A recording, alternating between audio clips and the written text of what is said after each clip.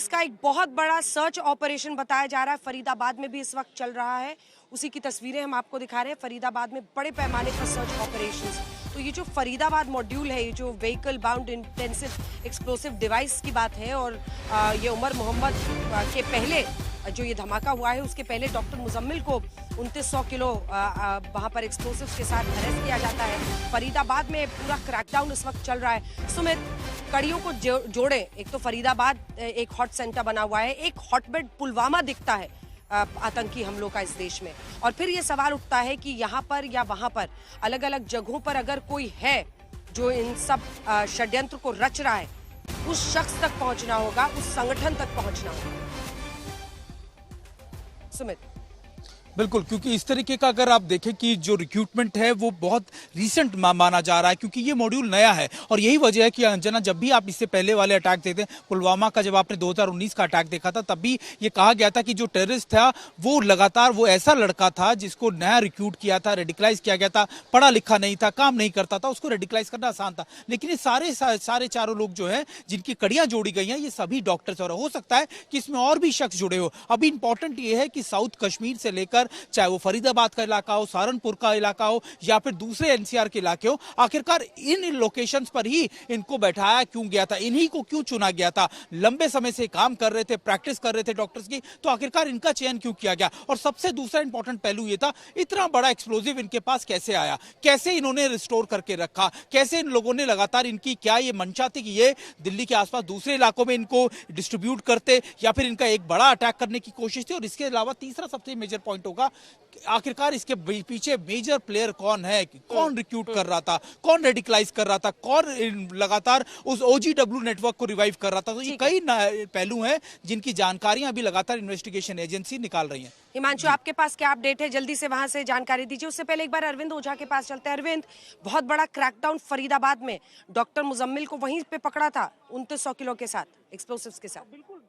बिल्कुल देखिए अंजना, और सारे तार तो वहीं से जुड़े रहे, क्योंकि मुजम्मिल को पकड़ा गया तो डॉक्टर उमर मोहम्मद वो मौके से फरार हो गया, और उमर मोहम्मद फरीदाबाद से फरार हुआ, लाल किले के पास कार में धमाका करता है, और जो एजेंसी है वो ये शक जता रही है कि ये फिदाइन अटैक था। इस वजह से फरीदाबाद में अब सबसे बड़ा सर्च ऑपरेशन चल रहा है। तकरीबन 1000 जो पुलिसकर्मी हैं वो इस सर्च ऑपरेशन में शामिल हैं, क्योंकि 2900 किलो विस्फोटक वो बरामद हुआ था, मुजम्मिल गिरफ्तार हुआ था, एक असॉल्ट राइफल जो है वो बरामद हुई थी। उसके अलावा एक लेडी डॉक्टर को वहां से पीट किया गया था, जिसे जम्मू कश्मीर में गिरफ्तार दिखाया गया। तो इस वजह से फरीदाबाद से कनेक्शन जुड़े हैं इस दिल्ली लाल किले धमाकों के। इस वजह से फरीदाबाद में फिर से दोबारा धौज इलाके और जो एमबीबीएस मेडिकल कॉलेज जिसमें कई आतंकी पढ़ते थे, वहां पर ये सबसे बड़ा सर्च ऑपरेशन चलाया जा रहा है। फरीदाबाद पुलिस को आशंका है कि कुछ और विस्फोटक हथियार छुपाया गया होगा,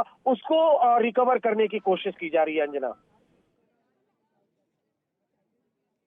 ठीक है, आप बने रहिए इस खबर पर। हमारे अन्य सहयोगी भी हमारे साथ जुड़े हैं। हिमांशु, क्या अपडेट आप देंगे? क्योंकि अभी भी फोरेंसिक्स की टीम लगता है मुझे लगी हुई है, इस पूरे सड़क को रोका हुआ है, क्योंकि यहाँ पर एक बार गाड़ी छोड़ दी जाएगी, पेडेस्ट्रियंस को आने दिया जाएगा, उसके बाद से तो बहुत मुश्किल होगा इन्वेस्टिगेशन आगे ले जाना। नहीं, अभी क्लियर कर दिया गया है ट्रैफिक पुलिस की तरफ से कि इस रोड को तब तक नहीं खोला जाएगा जब तक कि अगली सूचना नहीं आएगी, यानी इन्वेस्टिगेशन जब तक कंप्लीट नहीं हो जाएगी तब तक इस रोड को ट्रैफिक के लिए नहीं खोला जाएगा।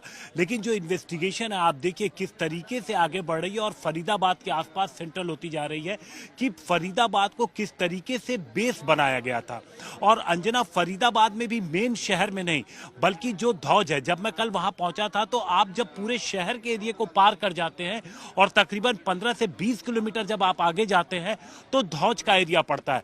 और धौज में भी उस इलाके में जो गांव का इलाका है, गांव में उन घरों को अपना ठिकाना बनाया था मुजम्मिल ने, जहां पर आप कह सकती हैं गांव का आखिरी घर है, जो फतेहपुर तगा का घर, जहां से 2500 किलो अमोनियम नाइट्रेट मिला था, वो फतेहपुर तगा का आखिरी घर था।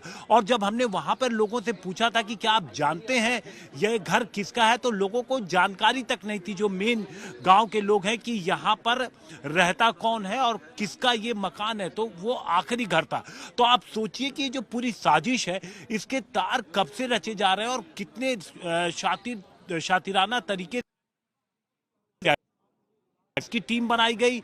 एक डॉक्टर जिसे कि फरीदाबाद में लोग पहचानते हैं, अच्छी उसने इमेज बना रखी थी, जो कि आराम से अपने नाम पर, चूंकि आप डॉक्टर अगर कहीं पे जाता है जाहिर तौर पर उसे दिक्कत नहीं होगी, और वो हुआ भी। उसने दो वहां पर चीजें घर किराए पे लिए और आराम से इतनी बड़ी संख्या में वहां पर उसने विस्फोटक जो है वो छिपा दिया। लेकिन सवाल यह है कि इन सब के पीछे कौन है, और अब उन्हीं तार को जोड़ने की कोशिश की जा रही है कि किस तरीके से इनको लगातार आगे से आदेश आ रहे थे और इनका टारगेट क्या था।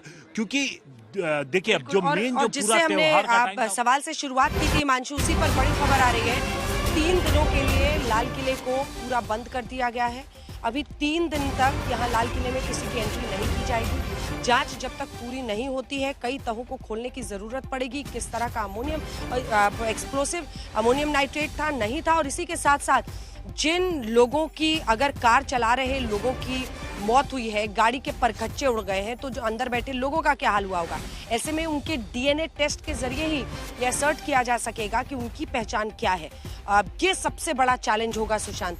और अभी तक भी जो यूएपीए के तहत केस दर्ज किया गया है, थाना कोतवाली में जो पूरा मामला दर्ज किया गया है यूएपीए के तहत, तो जो सेक्शंस लगाई गई हैं, लेकिन अभी भी कार में कितने लोग थे, कार में कितने लोगों की मौत हुई है, ये सबसे बड़ी कड़ी होगी कि क्या ये जो मोहम्मद उमर बताया जा रहा है, ये उस कार में सवार भी था जिसके नाम पर ये गाड़ी थी। सुशांत,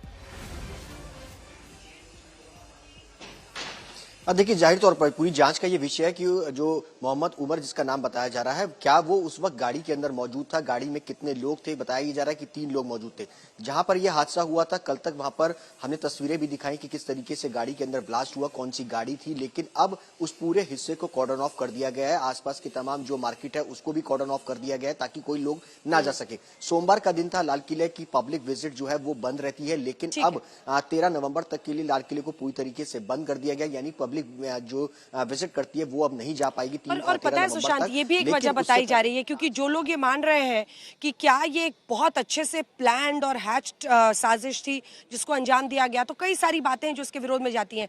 पूर्व डीजीपी, 3 फॉर्मर डीजीपी हमारे साथ, पंजाब के फॉर्मर डीजीपी, यूपी के फॉर्मर डीजीपी, उत्तराखंड के फॉर्मर डीजीपी जुड़ गए हैं, जिनका अब मैं रुख करना चाहती हूँ।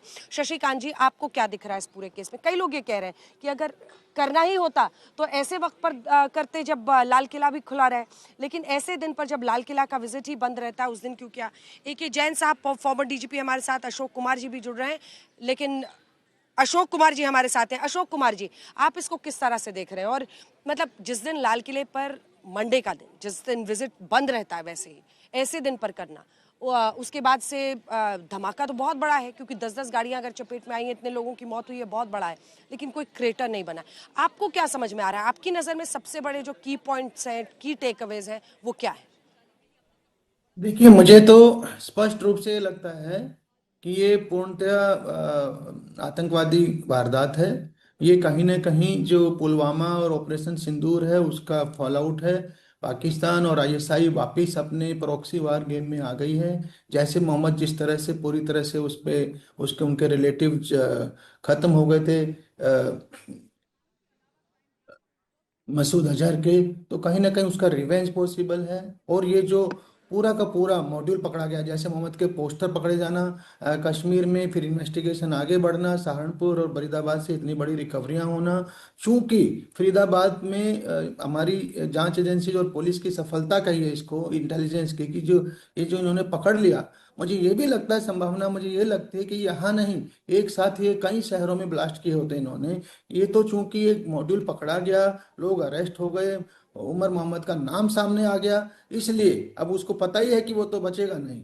तो मुझे लगता है उसी उसमें उसने ये ब्लास्ट करवाया है। और जो टाइमिंग है, टाइमिंग शाम का टाइम है, वो चाहे लाल किला खुला हो या ना खुला हो, तो पूरी तरह से क्राउडेड एरिया, आपको पता है चांदनी चौक और लाल किला, तो टाइमिंग भी दिखा रही है कि ये प्योरली प्लान ढंग से उसने ऐसे टाइम पे पूरा किया इलाका है। शाम के पहर में बहुत भीड़ यहाँ पर होती है। एक ब्रेक के लिए हमें रुकना पड़ रहा है, हम लौट रहे हैं। हमारे तमाम सहयोगी भी हमारे साथ जुड़े हुए हैं लाल किले के सामने से, जहाँ पर धमाका हुआ है।